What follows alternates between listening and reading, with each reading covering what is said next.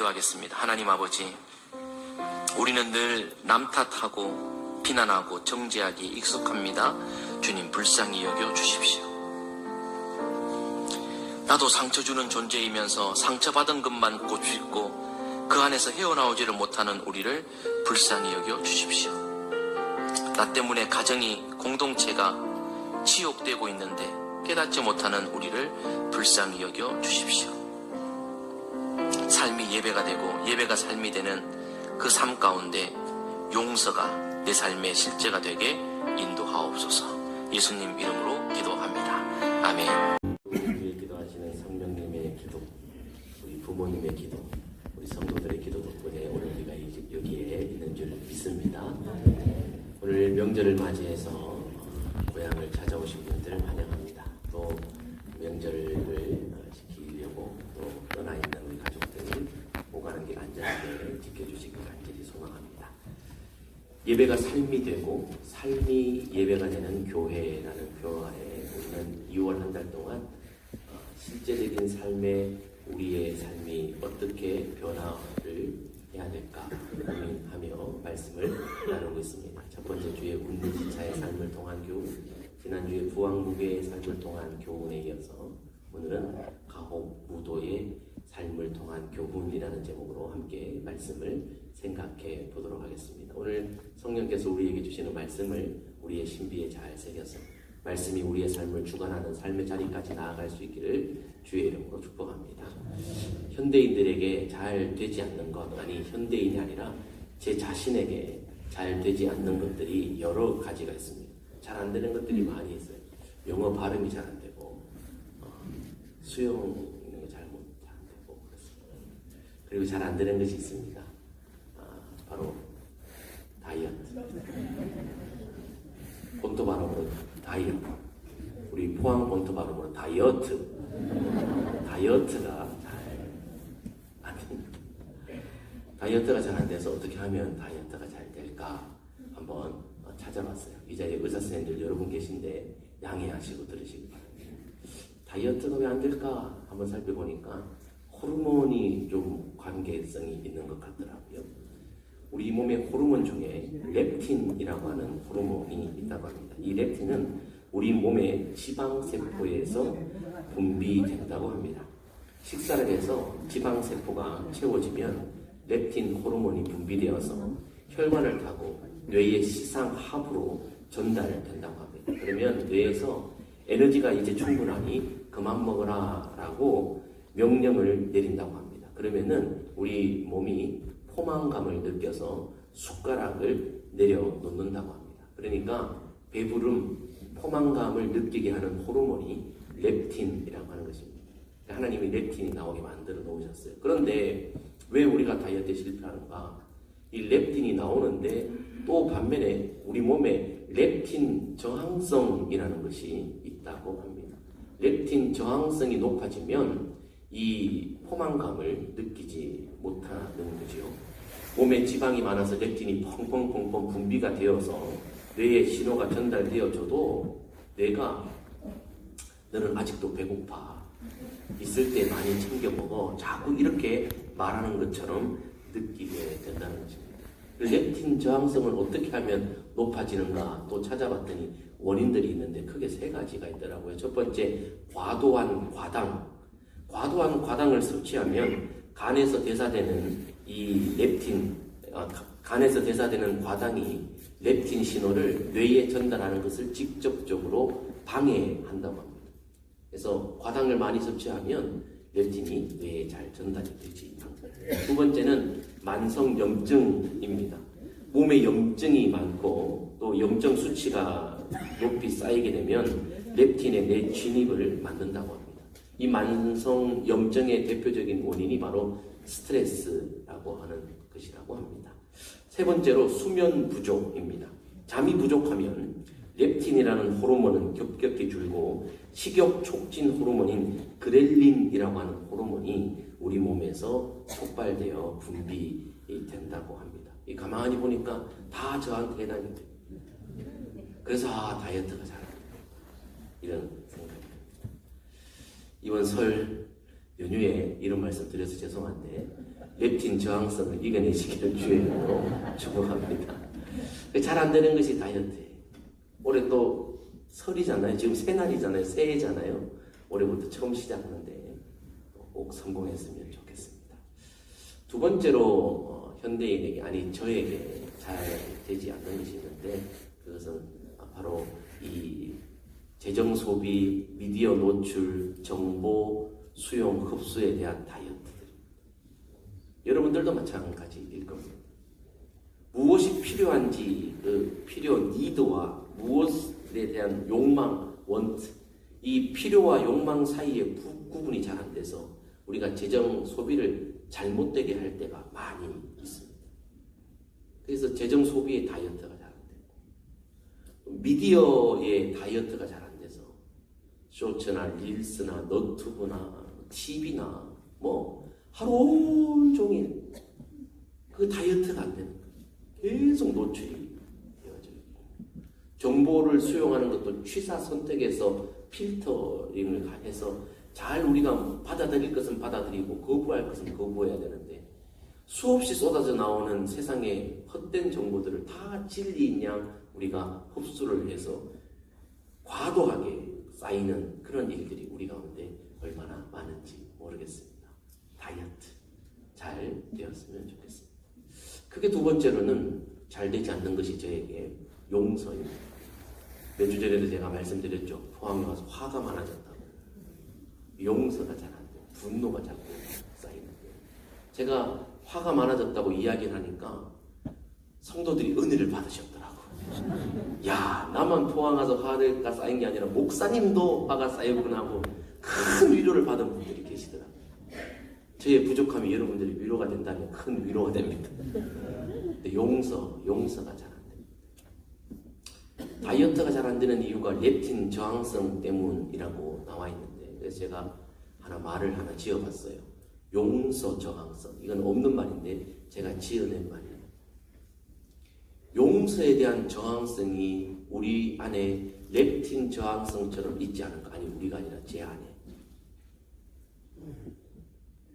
그래서 이 렙틴 저항성처럼 용서 저항성이 내 안에서 수치가 높아지고 세력이 커지면서 용서에 대한 당위성은 머리로 알고 입으로 말하지만 실제 내 안에 쌓여놓은 상처 그리고 내 안에 있는 방어 기제 그리고 만성적 분노가 나를 피해의식 속에 가둬놓게 만들고 과거의 상처에만 집착해서 그것을 반추하고 곱씹으면서 용서하지 않을 정당한 이유만 자꾸 찾아내는 그 사람으로 내가 변질되어 가지 않는가 그런 생각을 스스로 하게 되었습니다.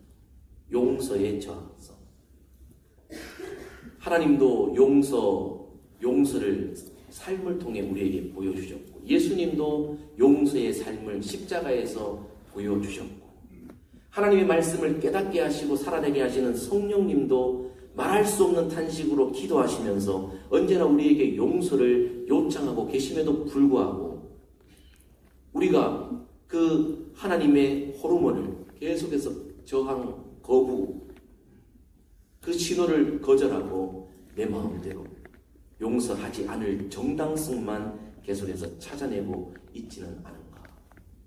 만성 스트레스가 영적 수치를 높이는 것처럼 내 안에 있는 만성적 분노와 해결되지 않은 상처들이 내 안에 가득히 쌓여 있어서 용서하지 못하는 목사, 용서하지 못하는 성도로 그렇게 살아가고 있지 않은가 생각을 해봅니다. 그러나 한 가지 위로가 되는 것은 나만 그런 것이 아니라 표시내지 않아도 여러분들도 그럴 것이고 예수님 살고 계시던 시대에도 용서 저항성에 사로잡힌 사람들이 많이 있었다는 것입니다. 오늘 본문 말씀이 바로 그 말씀입니다. 오늘 본문 말씀은 성경을 한 번이라도 읽고 들어본 분이라면 알고 계시는 내용입니다. 용서할 줄 모르는 종의 비유 또는 1만 달란트 빚진 종의 비유라고 일컬어지는 내용이지요. 너무나 잘 알고 있는 내용입니다. 이 용서할 줄 모르는 종의 비유의 구성은 매우 간단하고 명료합니다. 첫 번째는 임금님의 자비의 이야기가 등장됩니다. 그런데 임금님의 자비를 받은, 즉 1만 달란트 탕감을 받은 그 종이 탕감받고 나가자마자 무자비한 일을 행하게 되는 이야기. 종의 무자비가 그 이야기의 뒤를 이어가고 있습니다. 자기에게 100데나리온 빚진 자를 멱살 잡고 흔든 것도 모자라 옥에 가두어 놓는 무자비한 일을 했던 것. 그 이야기를 임금님이 다시 듣게 되어져서 그 무자비한 일을 행했던 종을 자기가 행한 그대로 갚아서 임금님의 무자비함으로 심판을 명하는 이야기. 그래서 그 빚을 다 갚을 때까지 옥에 가두어 놓게 하는 그 심판의 이야기가 오늘 본문의 구성입니다. 우리가 잘 알고 있는 구성인데요. 이 이야기를 통해서 오늘 우리에게 주시는 하나님의 말씀을 한번 살펴보기를 원합니다. 본문을 잘 이해하려면은 우리가 돈에 대해서 좀 알아야 됩니다. 돈 하니까 눈이 번쩍 뜨이죠? 예, 우리는 돈 이야기를 해야 호르몬이 분비되는 거예요. 자, 예수님 당시에 이 화폐의 단위를 좀 봐야 합니다. 데나리온이라고 하는 것이 있습니다. 데나리온, 한 데나리온은 노동자의 1일 품삯입니다. 그러니까 오늘 종에게 빚진 자, 100데나리온 빚진 자는 100데나리온을 빚졌으니까 이것은 100일 동안 일해서 갚을 수 있는 빚입니다. 100일 동안 갚을 수 있는 것. 그래서 데나리온은 하루 품삯입니다. 근데 여러분 성경에 보면은 오늘 본문 말씀에 달란트가 등장합니다. 달란트는 데나리온하고는 급이 다른 화폐의 단위입니다. 1원짜리 동전이라면 수조짜리 수표 정도 되는 것입니다. 한 달란트, 여러분 성경에서 달란트 비유 많이 들으셨는데 한 달란트, 두 달란트, 다섯 달란트 하는데 에게 한 달란트 주고 뭘 남기라고 그래. 아이고 그거 묻어두는 게 당연하지라고 착각하면 안 됩니다. 한 달란트는 어마어마한 돈입니다. 한 달란트는 6천 데나리온입니다.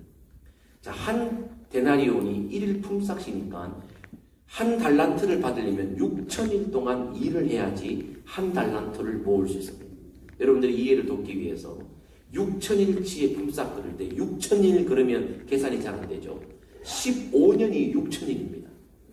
365일 계속 일해야 15년 동안 일해야 한 달란트 모을 수 있어요. 안 쓸 때를 가정하는 것입니다. 그런데 여러분 안식일을 기억하여 거룩히 지켜야 되잖아요. 그러면은 365일 일하는 게 아니잖아요. 품삯을 300일 받는다고 생각했을 때 한 달란트를 모으려면 무려 20년치의 연봉을 꼬박 모아야 됩니다. 와 해보세요. 20년치의 연봉을 꼬박 모아야 한 달란트예요. 여러분 그런데 생각해보세요. 한 달란트 받은 사람이 20년치의 연봉을 받았는데 땅에 묻어놓고 썩혔어요. 그러니까 혼줄이 나는 거죠. 20년치 연봉을 받았으면 여러분 껌을 팔아서라도 100원이라도 남겨야 되지. 20년치의 연봉 가지고 못할 일이 뭐가 있어요. 근데 한 달란트를 땅에 뒀어요. 그럼 두 달란트는요. 무려 40년치의 노동일을 기준으로 했을 때 40년치의 연봉이고요. 그걸 일시불로 받았다는 거예요. 5달란트는요. 100년치의 연봉. 와 해보세요. 누가 줬으면 좋겠죠. 100년치의 연봉을 받은 것이 5달란트예요. 어마어마한 돈이에요. 그런데 오늘 본문에 이 빚진 자는 얼마를 빚졌어요? 1만 달란트예요. 1만 달란트. 1만 달란트는 6천만 데나리온입니다. 이해가 잘 안 되실 텐데 6천만 데나리온은요 365일 꼬박 했을 때 16만 4천 년입니다. 노동일을 기준으로 했을 때 20만 년치를 꼬박 일해야 모을 수 있는 돈이 1만 달란트입니다. 요즘 화폐로 연봉을 일당을 10만 원으로 가정했을 때 6조 원입니다. 여러분들 집에 있는 6조 원.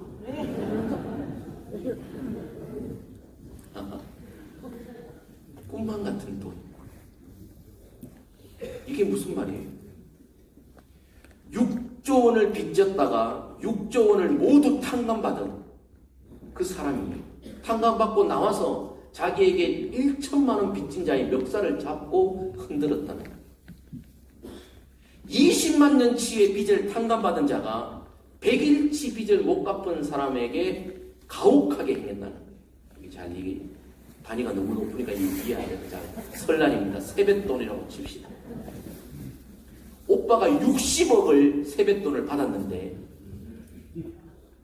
6만 원 받은 동생의 세뱃돈을 빼앗았어요. 이거 나쁜 놈이죠. 에라이 잘 먹고 잘 살아. 지는 60억을 세뱃돈으로 받아놓고 6만 원 6천 원 받은 동생의 것을 빼앗아가는 가혹하고 무도한 자예요. 막 지금 여러분 욕이 나오고 싶죠? 성경이 그렇게 말해주고 있어요. 오늘 본문 말씀에 이 종을 가리켜 우리 개역개정은 아주 점잖게 악한 종아라고 번역했습니다. 영어 성경에 보니까 위키드, 사악한 놈이라고 번역했습니다. 현대어 성경은 너무 잘 번역했어요. 같이 한번 읽어봅시다. 현대어 성경만 시작. 악독하고 뻔뻔한 왜 저를 보고 하세요? 자매를 보고 하셔야 되지. 이 악독하고 뻔뻔한 놈아, 네가 20만 년치의 빚을 탕감받고 100일치를 용납할 수 없더냐? 이 뻔뻔한 놈아, 이 나쁜 놈아, 이 악한 놈아, 인간 같지도 않은 놈아, 너만큼 악한 자가 어디 있냐라고 임금이 화를 내십니다. 임금의 화는 매우 당연하게 여겨집니다. 뻔뻔하고 악한 놈. 그 이야기가 오늘 본문의 이야기입니다. 어찌 사람의 탈을 쓰고 이렇게 할 수 있을까? 6조를 탕감받고 1,000만 원을 탕감해 주지 않는 자. 이 가혹 무도의 삶을 살았던 이 종이 오늘 본문 성경 말씀 속에 등장해서 오늘 성경을 읽고 있는 저와 여러분, 다이어트도 잘 안 되고 용서도 잘 안 되는 저와 여러분에게 외치는 메시지가 오늘 본문의 내용입니다. 그래서 가혹무독한 삶을 통한 교훈입니다. 감옥 속에서, 철창 속에서 우리를 향해 나는 이렇게 살지만 여러분은 내 꼴 나지 말고 이렇게 사세요라고 외치는 교훈, 첫 번째 이것입니다. 당신 자신을 위해 용서하세요. 이 메시지를 오늘 감옥 속에, 철장 속에서 이 종이 지금 우리를 향해 외칩니다. 여러분 자신을 위해 용서하십시오. 여러분, 우리 용서 그러면은 내가 용서해주는 입장에서 용서받는 그가 혜택을 받는다고 생각하지만 큰 착각. 용서는 나에게 유익한 것. 용서는 하는 이에게 유익한 것. 용서를 해야 내가 살기 때문에 용서하는 자가 유익을 얻게 되는 것입니다. 여러분, 용서를 받아야 될 사람들, 즉 상처를 준 사람들, 죄를 지은 사람들은요 늘 그렇게 살던 사람들이에요. 미안하지만.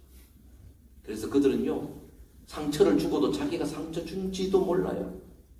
상처 주는 말을 하고, 상처 주는 행동을 하고, 상처 주는 표정을 짓고, 상처 주는 눈빛을 하고, 그렇게 하면서도 모르기 때문에 그들은 편안하게 잠잡니다. 두 발 뻗고 잘 삽니다. 그런데 상처를 받은 사람은요 심장이 뛰고 손이 떨리고 억울하고 분하고 아프고 힘든 거예요. 여러분, 상처받으면 누가 고생해요? 상처받은 사람만 고생해요. 상처 준 사람은 잘 먹고 잘 삽니다. 여행 다니고 잘 삽니다. 근데 용서하기 시작하면 내게 유익이다. 많은 이들이 말합니다. 내가 받은 상처가 너무 커서요 상처가 잘 지워지지 않아요. 상처가 지워지면 내가 그때 용서할게요 라고 말하지만 아니요, 그건 불가능합니다. 반대로 용서하기 시작하면, 용서하기로 결정하면 그때부터 상처의 치유가 시작되는 줄 믿습니다. 그래서 용서하면 내가 치유가 돼요. 여러분 한번 생각해 보세요. 상처를 받았다고 생각해 보세요. 용서할 일이 생긴 입장에 섰다고 생각해 보세요. 그 사람은 어떻습니까? 상처를 받으면요 우리 얼굴에 미소가 사라져. 내 마음이 기쁨과 평안이 사라져요. 밥맛도 떨어지고 사람 만나기도 싫고요 삶이 우울해지는 거예요. 내 마음이요 감옥 속에 들어가고요 내 마음이 지옥돼요. 용서하지 못하면 내 심령이 지옥됩니다. 나만 손해요. 나만 손해요.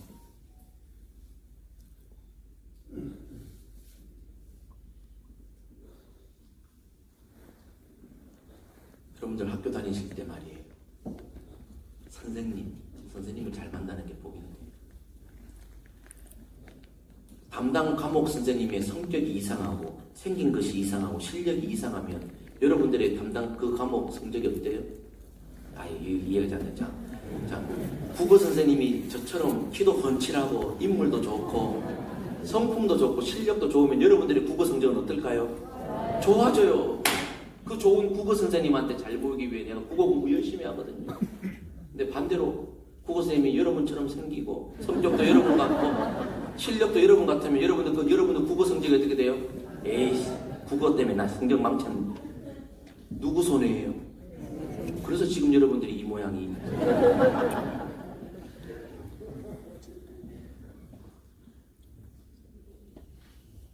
내 손.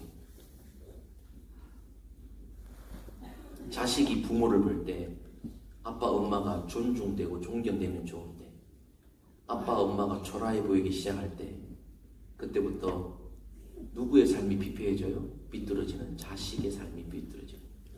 교회도 마찬가지예요.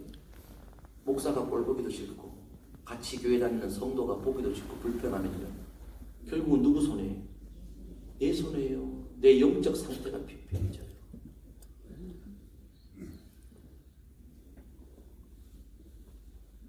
내 영혼이 죽어요. 내 영혼이 살기 위해서라도 내가 내 안에서 용서를 시작해야 돼. 그게 안 되면 목사를 내쫓든지 둘 중에 하나예요. 용서는 나를 위해 필요한 거예요. 용서를 해야 하늘문이 열리기 시작합니다. 여러분, 하늘문을 여는 것은 억만금의 돈이 아닙니다. 이단은요, 돈을 많이 갖다 바치면 하나님이 복을 준다고 말씀하지만 성경은 그렇게 말씀하지 않습니다. 하늘문을 여는 것은 돈이 아니라 용서라고 말씀하십니다. 마태복음 5장에서 예수님이 이렇게 말씀하십니다. 그러므로 예물을 제단에 드리려다가 거기서 내 형제에게 원망을 들을 만한 일이 있는 것이 생각나거든 예물을 제단 앞에 두고 먼저 가서 형제와 화목하고 그 후에 와서 예물을 드리라. 그 다음 뭐라 그랬어요? 내가 그러면 하늘문을 열고 네 예배를 받고 내가 내게 복을 주지라. 그것 아닙니까? 하늘문이 열리는 것은 재물이 아니라 내 헌신이 아니라 화목케 하는 용서. 두란노 출판사에서 출판되어진 김남준 목사님의 책 중에 맺힌 것을 풀어야 영혼이 산다라는 책이 있어요. 찍어가지고 약간 화면이 어두운데 이해하시기 바랍니다. 맺힌 것을 풀어야 영혼이 산다라는 이 책 구절절 속에 용서와 치유의 메시지가 담겨져 있는데 그 중에 한 달락을 제가 말씀드립니다. 미워하는 사람, 그는 마치 줄에 묶인 강아지 신세와 같습니다. 미워하는 마음에 순종하고 미움의 장본인 마귀에게 복종하는 삶을 살 때에는 별 문제가 없지만 그 마귀의 지배를 거절하고 보다 더 깊은 하나님의 은혜 속으로 다름질하려 치면 마치 목에 줄이 묶인 강아지와 같은 처지가 되곤 합니다. 그리스도인에게 미워하는 마음은 개줄과 같습니다. 성도들이 묶여야 할 줄은 성령의 줄, 은혜의 사슬이지 억압의 개줄일 수 없습니다. 그러니까 평소에 미움과 용서하지 않는 마귀, 그 주인의 마귀에게 지배받고 살 때는 그렇게 악하게 살 때는 편안한 거예요. 그런데 깨닫고 아차 이러면 안 되지 라고 싶어 하나님의 뜻대로 살려고 치면 마귀가 춤을 잡고 당기는 거예요. 여러분들 개들 막 갈 때 딱딱딱 이면 가는 것처럼 용서하지 않는 마음, 미워하는 마음은요 우리의 목줄을 죄어내는 거예요. 누구 손이에요? 내가 살려면 목줄을 풀어야 돼.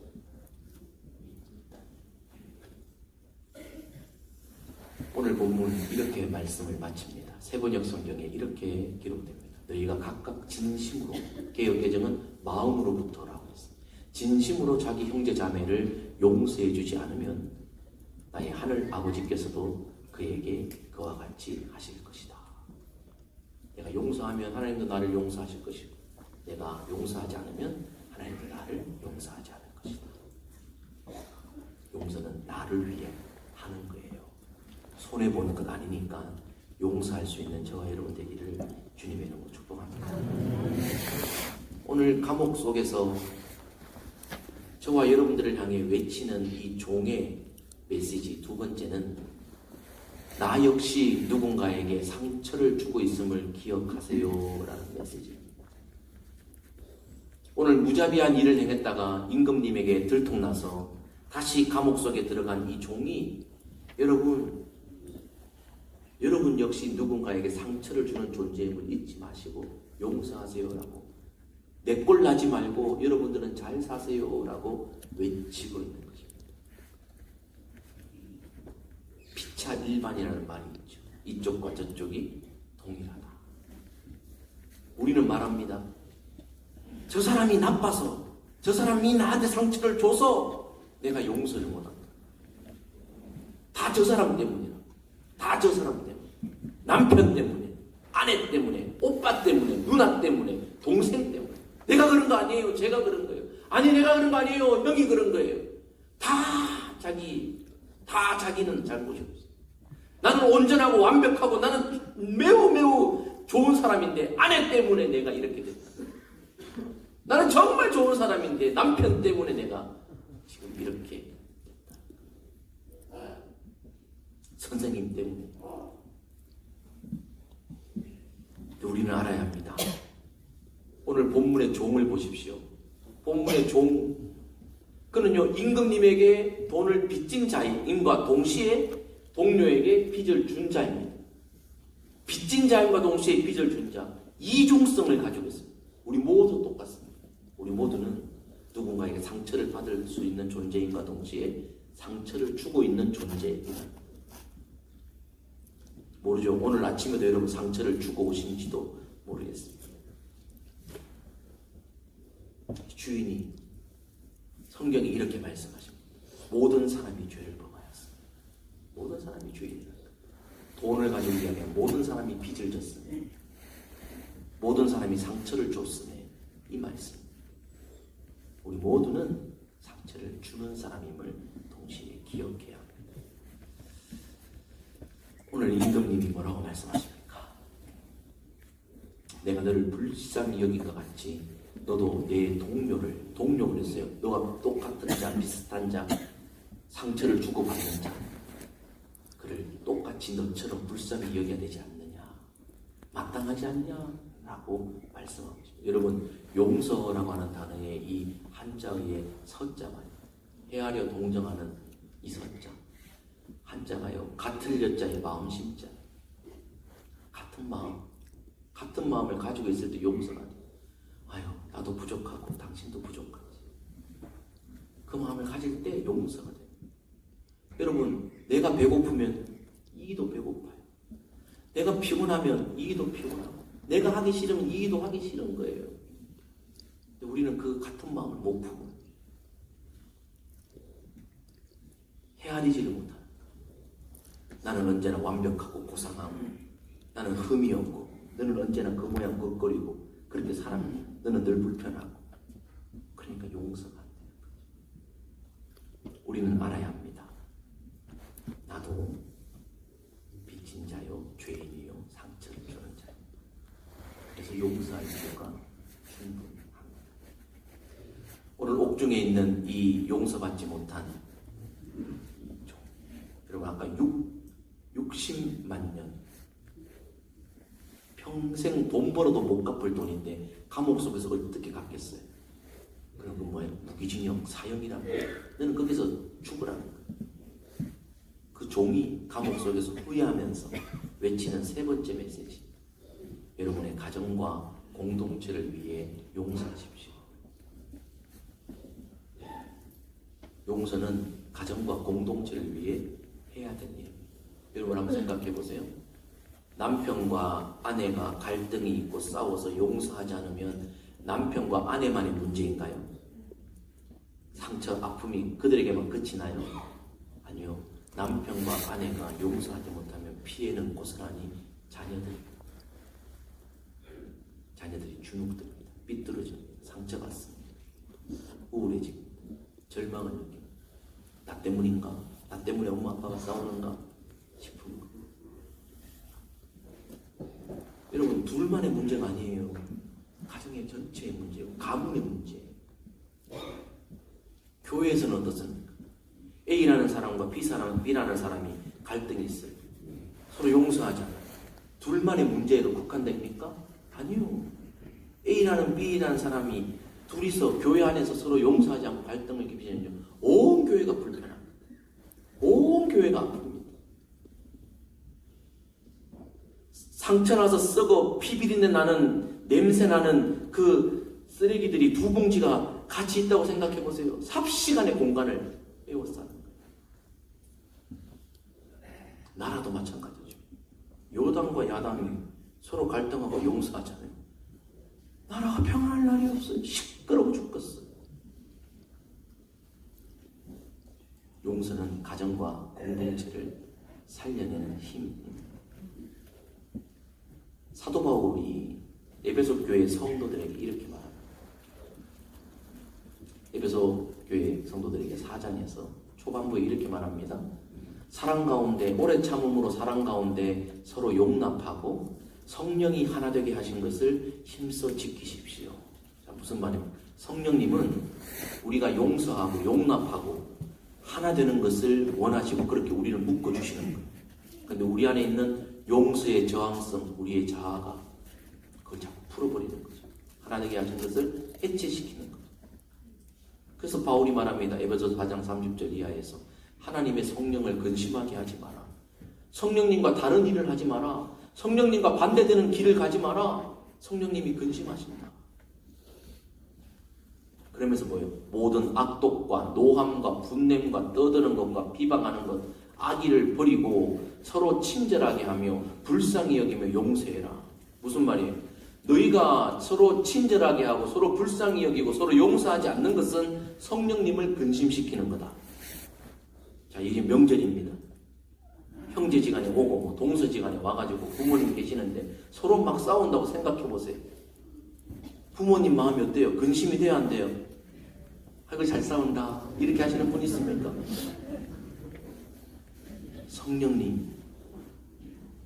성령님을 근심케 하는 일이 서로 친절하지 않은 것, 서로 불쌍히 여기지 않는 것, 서로 용서하지 않는 거예요. 방언 못 받는 것, 신유의 능력이 없는 것, 부흥되지 않는 것, 그게 성령님을 근심케 하는 것이 아니라 서로 같은 마음으로 불쌍히 여기지 않는 것, 그게 성령님을 근심시키는 거야. 여러분 자녀들은 어때요? 서로 형제지간에 우애 있고 그러면 여러분 대기업 사장 아니더라도 행복한 거 아니에요?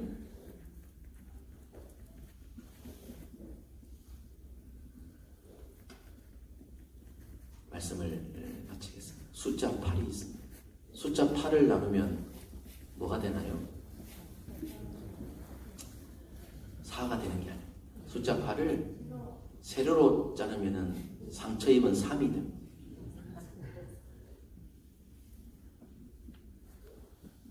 세로로 자르면 여전히 3이라는 숫자. 근데 여러분 숫자 8을 가로로 자르면 어떻게 돼요? 0입니다. 용서는 숫자 8을 가로로 자르. 세로로 잘라놓고 그 상처난 3을 보면서 나 상처받았지. 네가 지난번에 상처 줬지.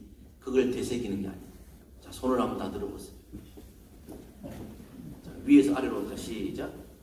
이게 아니에요. 자, 이제 어떻게 해야 돼요? 여기서 시작. 자, 이번에 명절 가면은 갈등이 있을까요? 없을까요? 있어요. 그러면 딱 보면서 웃으면서 이렇게 하세요. 여러분 애들이 속 썩이면은 자 따라하면서 손 드세요. 시작. 너의 죄를 사하노라. 명절에 남편을 이렇게 자르지 말고 이렇게 자르시면 좋아요. 영이 되어서 없는 걱정. 하나님의 용서의 방식이 뭡니까? 동이 서에서 먼 것 같이 너희 죄악을 멀게 하시며 너희의 죄를 기억치도 아니하신다 그러셨어요. 근데 우리는요 1년 전의 이야기, 2년 전의 이야기, 10년 전, 20년 전에 네가 나한테 그랬지, 네가 나한테 그랬지, 네가 나한테 그랬지. 계속해서 위에서 아래로 잘려가지고 남겨놓고 남겨놨어. 그래서 10년이 지나고 20년이 지나고 내 심령이 지옥으로 살아. 내 심령이 지옥되니까 가정이, 공동체가 지옥되는 거야. 이제 주께서 사랑하시는 성도 여러분, 삶이 예배가 되고 예배가 삶이 되는 교회, 성도를 하나님은 원하고 계십니다. 저에게 잘 안 되는 거 두 가지를 말씀드립니다. 다이어트, 요구. 여러분은 어떠십니까? 말씀 앞에 반응할 수 있기를 주의 이름으로 축복합니다. 기도하겠습니다. 하나님 아버지,